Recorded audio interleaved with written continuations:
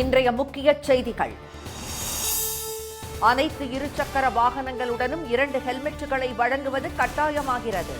விபத்துகளை தடுக்க மத்திய சாலை போக்குவரத்து அமைச்சகம் அதிரடி நடவடிக்கை. டாஸ்மாக் வழக்கில் ஆகாஷ் பாஸ்கரன், விக்ரம் ரவீந்திரன் மீது நடவடிக்கை எடுக்க இடைக்கால தடை. சோதனையில் கைப்பற்றியவற்றை உடனே திருப்பி வழங்க உயர்நீதிமன்றம் உத்தரவு. காவிரி நீர் அதிகரிப்பால் ஒகேனக்கல் அருவிகளில் வெள்ளப்பெருக்கு. மேற்கு தொடர்ச்சி மலை அடிவார அணைகளில் வேகமாக உயரும் நீர்மட்டம்.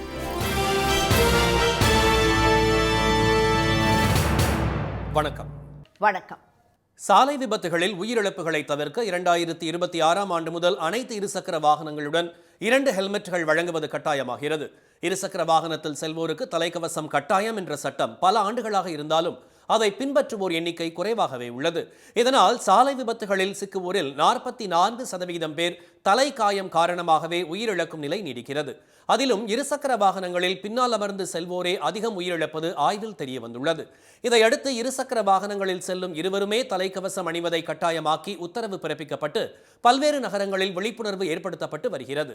இந்நிலையில் இனி புதிதாக இருசக்கர வாகனங்கள் வாங்குவோருக்கு தர கட்டுப்பாட்டு சான்றளிக்கப்பட்ட 2 ஹெல்மெட்டுகளை வழங்க வேண்டும் என மத்திய சாலை பாதுகாப்பு அமைச்சகம் உத்தரவிட்டுள்ளது. வாகன உற்பத்தியாளர்கள் அல்லது விநியோகஸ்தர்கள் சிலர் ஏற்கனவே இருசக்கர வாகனம் வாங்குவோருக்கு 1 ஹெல்மெட் வழங்கி வரும் நிலையில் அதனை 2 ஹெல்மெட்டுகளாக கட்டாயமாக்கி தற்போது இந்த உத்தரவு பிறப்பிக்கப்பட்டுள்ளது. மேலும் வேகமாக செல்லும் இருசக்கர வாகனங்கள் திடீரென பிரேக் போட்டு நிற்கும்போது சாலையில் சறுக்கிச் செல்வதை தடுக்கும் ABS எனப்படும் ஆன்டி பிரேக்கிங் சிஸ்டம் கொண்ட பிரேக்கிங் முறையை அனைத்து இருசக்கர வாகனங்களிலும் கட்டாயம் பொருத்த வேண்டும் என்றும் மத்திய சாலை போக்குவரத்து அமைச்சகம் உத்தரவிட்டுள்ளது. 125 cc திறன் கொண்ட இருசக்கர வாகனங்களில் மட்டுமே தற்போது ABS பிரேக்கிங் சிஸ்டம் பொருத்தப்பட்டு வருகிறது. ABS பொருத்துவதன் மூலம் சாலை விபத்துகளில் உயிரிழப்போர் எண்ணிக்கை 35% வரை குறையும் என்பதால் இந்த முடிவு எடுக்கப்பட்டுள்ளது. போக்குவரத்து விதிமுறைகளில் செய்யப்பட வேண்டிய இந்த மாற்றங்களுக்கு மத்திய அரசு ஒப்புதல் வழங்கியுள்ளதால் 2026 ஜனவரி 1ஆம் தேதி முதல் புதிய நடைமுறை அமலுக்கு வருகிறது. டாஸ்மாக் முறைகேடு வழக்கில் திரைப்பட தயாரிப்பாளர் ஆகாஷ் பாஸ்கரன், தொழிலதிபர் விக்ரம் ரவீந்திரன் ஆகியோர் மீது அமலாக்கத்துறை நடவடிக்கை எடுக்க சென்னை உயர்நீதிமன்றம் இடைக்கால தடை விதித்துள்ளது. டாஸ்மாக்கில் 1000 கோடி ரூபாய் முறைகேடு நடந்ததாக கூறப்படும் புகார் தொடர்பாக ஆகாஷ் பாஸ்கரன், விக்ரம் ரவீந்திரன் ஆகியோரின் வீடுகள் மற்றும் அலுவலகங்களில் அமலாக்கத்துறை அதிகாரிகள் சோதனை நடத்தி சீல் வைத்ததை எதிர்த்து அவர்கள் சென்னை உயர்நீதிமன்றத்தில் மனு தாக்கல் செய்தனர். இம்மனு மீது நீதிபதிகள் திரு MS ரமேஷ், திரு V லட்சுமி நாராயணன் அமர்வு முன் விசாரணை நடைபெற்று வந்தது. அப்போது டாஸ்மாக் முறைகேட்டில் இருவருக்கும் உள்ள தொடர்பு குறித்த ஆவணங்களை தாக்கல் செய்ய நீதிபதிகள் உத்தரவிட்டதை தொடர்ந்து அவற்றை அமலாக்கத்துறை தாக்கல் செய்தது. அப்போது அமலாக்கத்துறை சார்பில் வாதிட்ட கூடுதல் சாலிசிட்டர் ஜெனரல் திரு SV ராஜு, சட்டவிரோத பண பரிவர்த்தனை நடந்ததாக சந்தேகம் இருந்தால் யாரிடமும் எங்கேயும் சோதனை நடத்த அமலாக்கத்துறைக்கு அதிகாரம் உண்டு என்று வாதிட்டார். ஆனால் சமர்ப்பிக்கப்பட்ட ஆவணங்களோடு அவரது வாதம் பொருந்தவில்லை என்ற நீதிபதிகள் 2007ஆம் ஆண்டில் இருந்து 2021ஆம் ஆண்டு வரை பதிவான வழக்குகளின்படி விசாரணை நடத்தப்படுகிறது என்றால் இத்தனை ஆண்டுகளாக அமலாக்கத்துறை என்ன செய்து கொண்டிருந்தது என்று கேள்வி எழுப்பியிருந்தனர். பதிவான 41 FIRகளில் மனுதாரர்கள் இருவரது பெயர்களும் இல்லாததை சுட்டிக்காட்டிய நீதிபதிகள் அமலாக்கத்துறைக்கு எந்த அதிகாரமும் இல்லாத போது வீட்டுக்கு எப்படி சீல் வைக்கப்பட்டது என்றும் வினவியிருந்தனர். இதையடுத்து சீலை அகற்ற அமலாக்கத்துறை ஒப்புக்கொண்டது. இந்நிலையில் இந்த வழக்கில் இன்று இடைக்கால உத்தரவை பிறப்பித்த நீதிபதிகள் உயர்நீதிமன்றத்தில் தாக்கல் செய்த ஆவணங்களில் உரிய ஆதாரங்கள் இல்லாததால் சோதனை நடத்தி சீல் வைக்க அமலாக்கத்துறைக்கு எந்த அதிகாரமும் இல்லை என்று தெரிவித்தனர். சட்டவிரோத பண பரிமாற்றம் நடைபெற்றதற்கான முகாந்திரம் ஏதும் இல்லாதது உறுதியாகி இருப்பதால் திரைப்பட தயாரிப்பாளர் ஆகாஷ் பாஸ்கரன், தொழிலதிபர் விக்ரம் ரவீந்திரன் இருவர் மீதும் மேலும் நடவடிக்கை எடுக்க இடைக்கால தடை விதித்து உத்தரவிட்ட நீதிபதிகள் அமலாக்கத்துறை கைப்பற்றிய லேப்டாப், ஹார்ட் டிஸ்க், செல்போன்கள் மற்றும் ஒப்பந்த ஆவணங்களை உடனே திரும்ப வழங்க உத்தரவிட்டனர். அதே சமயம் வழக்கு முடியும் வரை அவற்றில் எந்த சேதாரமும் ஏற்படுத்தாமல் வைத்துக் கொள்ள வேண்டும் என மனுதாரர்களுக்கும் நீதிபதிகள் உத்தரவு பிறப்பித்தனர். இடைக்கால தடையை 3 வாரங்களுக்கு தள்ளி வைக்க வேண்டும் என அமலாக்க பிரிவிற்காக ஆஜரான கூடுதல் சாலிசிட்டர் ஜெனரல் SV ராஜுவின் கோரிக்கையை ஏற்க நீதிபதிகள் மறுத்துவிட்டனர். வெள்ளப்பெருக்கு ஏற்பட்டுள்ளது. கர்நாடகாவில் காவிரி நீர்பிடிப்பு பகுதிகளிலும் தமிழ்நாடு எல்லையோர காவிரி ஆற்று பகுதிகளிலும் கனமழை பெய்தது. கபினி அணையிலிருந்தும் வினாடிக்கு 25,000 கனஅடி நீர் திறக்கப்பட்டது. ஒகேனக்கல் காவிரி ஆற்றில் 2 தினங்களாக வினாடிக்கு 6,500 கனஅடியாக இருந்த நீர்வரத்து இன்று காலை 9,500 கனஅடியாக அதிகரித்தது. இது தொடர்ந்து படிப்படியாக அதிகரித்து தமிழக கர்நாடக எல்லையான பிலிகுண்டு வழியாக வினாடிக்கு 18,000 கனஅடி நீர் வந்து கொண்டிருக்கிறது. இதனால் ஒகேனக்கல் அருவிகளில் வெள்ளப்பெருக்கு ஏற்பட்டுள்ளதால் அருவிகளிலும் காவிரி ஆற்றிலும் குளிக்க தருமபுரி மாவட்ட நிர்வாகம் தடை விதித்துள்ளது. மேட்டூர் அணைக்கு நீர்வரத்து வினாடிக்கு 16,341 கனஅடியாக அதிகரித்துள்ள நிலையில் அணையின் நீர் வெளியேற்றம் 16,000 கனஅடியாக உயர்த்தப்பட்டுள்ளது. காவிரி டெல்டா பாசனத்திற்காக கடந்த 12ஆம் தேதி முதலமைச்சர் திரு மு.க. ஸ்டாலின் மேட்டூர் அணையில் திறந்து வைத்த தண்ணீர் தற்போது கடைமடை பகுதியான மயிலாடுதுறை மாவட்டத்தின் திருவாலங்காடு, காவிரி, விக்கிரமன் ஆறுகளில் நீர்த்தேக்கி பகுதிக்கு இன்று காலை வந்தடைந்தது. மேற்கு தொடர்ச்சி மலை அடிவாரத்தில் உள்ள பொள்ளாச்சி, ஆழியாறு, வால்பாறை உள்ளிட்ட பகுதிகளில் கனமழை காரணமாக 120 அடி உயரம் கொண்ட ஆழியார் அணையின் நீர்மட்டம் 100 அடியை நெருங்கியுள்ளது. தொடர் மழையால் கன்னியாகுமரி மாவட்டத்தில் உள்ள திற்பரப்பு அருவியில் தண்ணீர் ஆர்ப்பரித்து கொட்டுவதால் சுற்றுலா பயணிகள் குளிக்க தடை நீடிக்கிறது.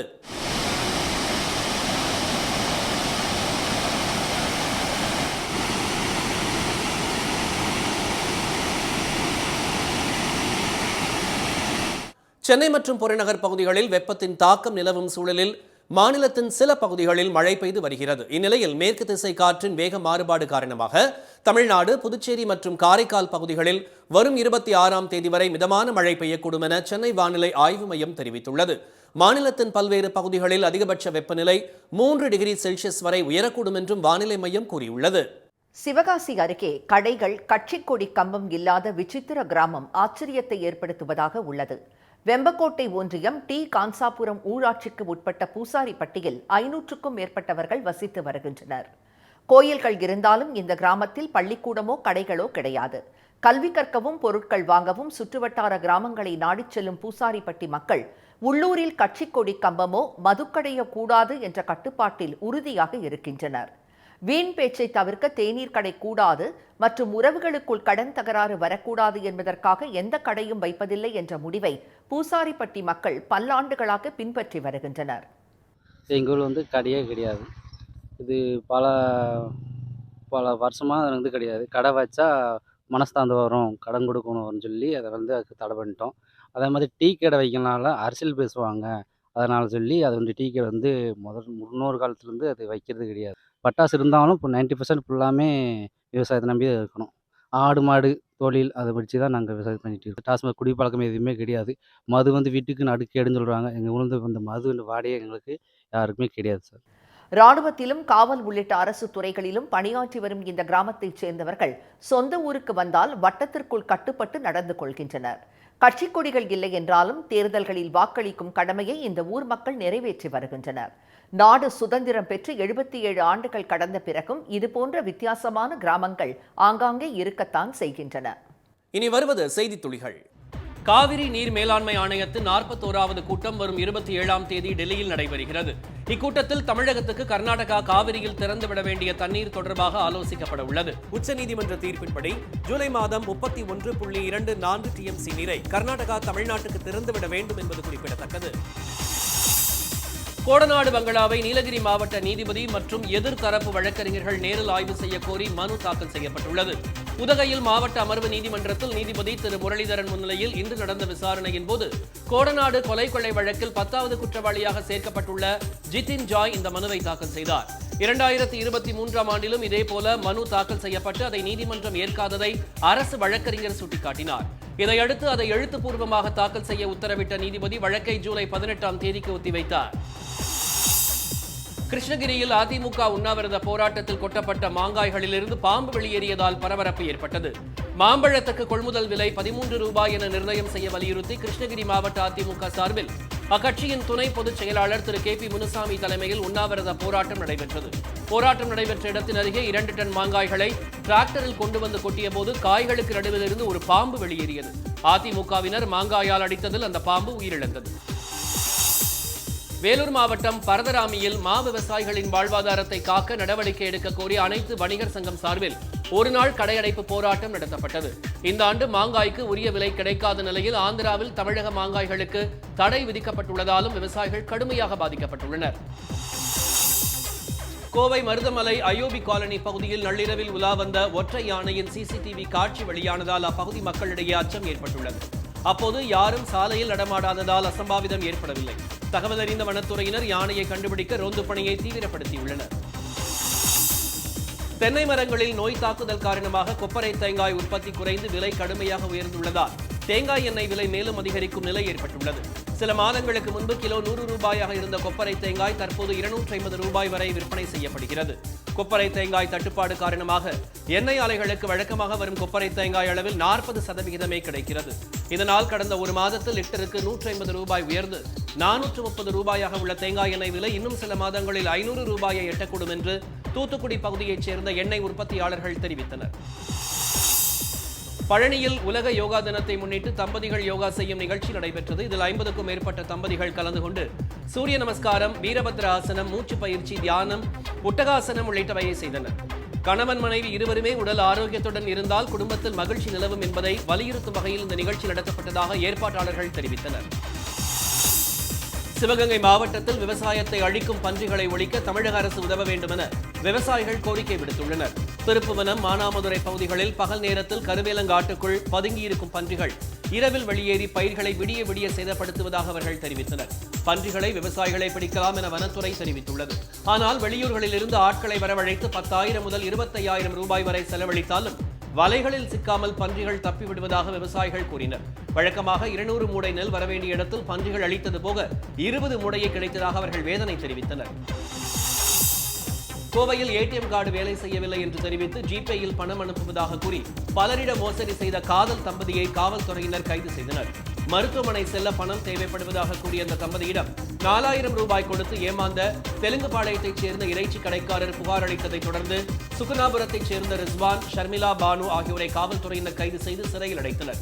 இருவரும் 112 பேரிடம் 2 லட்சம் ரூபாய் வரை மோசடி செய்தது விசாரணையில் தெரியவந்தது.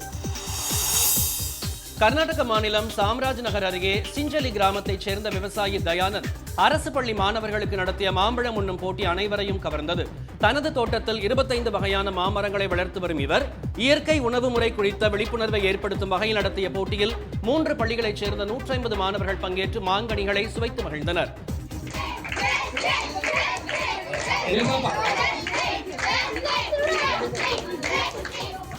போட்டியில் 2 நிமிடங்களில் 9 மாம்பழங்களை சாப்பிட்ட சந்தன் என்ற மாணவர் முதல் பரிசை தட்டிச் சென்றார். டெலிகிராம் செயலியின் நிறுவனர் பவேல் ஜுரோவ் சுமார் 1.7 லட்சம் கோடி ரூபாய் மதிப்பிலான சொத்துக்களை தனது 100 குழந்தைகளுக்கும் உயில் எழுதி வைத்துள்ளதாக கூறியுள்ள தகவல் இணையத்தில் பரவி வருகிறது. 3 மனைவிகள் மூலம் பிறந்த 6 குழந்தைகள் மற்றும் செயற்கை கருத்தரிப்புக்கு உயிரணு தானம் அளித்ததன் மூலம் பிறந்த 94 குழந்தைகளுக்கும் தனது சொத்தை சரி சமமாக பிரித்து கொடுத்துள்ளதாக அவர் தெரிவித்துள்ளார். 40 வயதாகும் பவேல் ஜுரோவ் ரஷ்யாவை பூர்வீகமாக கொண்டவர். 12 நாடுகளில் தனது குழந்தைகள் உள்ளதாக கூறும் இவர் பிரான்ஸ், அமீரகம், செயின்ட் கிட்ஸ் நாடுகளின் குடியுரிமையை பெற்றுள்ளார் என்பது குறிப்பிடத்தக்கது. இன்றைய வர்த்தக முடிவில் மும்பை பங்குச்சந்தை குறியீட்டு எண் சென்செக்ஸ் 1046 புள்ளிகள் உயர்ந்து 82,408 புள்ளிகளாக இருந்தது. தேசிய பங்குச்சந்தை குறியீட்டு எண் நிப்டி 319 புள்ளிகள் அதிகரித்து 25,112 புள்ளிகளாக நிறைவடைந்தது. சென்னையில் இன்று ஆபரண தங்கம் விலை சவரனுக்கு 440 ரூபாய் குறைந்து ஒரு சவரன் 73,680 ரூபாயாகவும் 1 கிராம் 9,210 ரூபாயாகவும் உள்ளது. வெள்ளி விலை கிராமுக்கு 2 ரூபாய் குறைந்து 1 கிராம் 120 ரூபாயாக உள்ளது. மீண்டும் இன்றைய முக்கிய செய்திகள். சாலை விபத்துகளில் உயிரிழப்புகளை தவிர்க்க 2026ஆம் ஆண்டு முதல் அனைத்து இருசக்கர வாகனங்களுடன் 2 ஹெல்மெட்டுகள் வழங்குவது கட்டாயமாகிறது. காவிரியில் நீர்வரத்து தொடர்ந்து அதிகரித்து வருவதால் ஒகேனக்கல் அருவிகளில் வெள்ளப்பெருக்கு ஏற்பட்டுள்ளது. இத்துடன் இந்த செய்திகள் நிறைவடைந்தன. மீண்டும் சன் டிவியில் செய்திகள் நாளை காலை 7:30 மணிக்கு. செய்திகளை உடனுக்குடன் தெரிந்து கொள்ள QR கோடை ஸ்கேன் செய்து சன் நியூஸ் வாட்ஸ்அப் சேனலில் இணைந்திருங்கள். வணக்கம். வணக்கம்.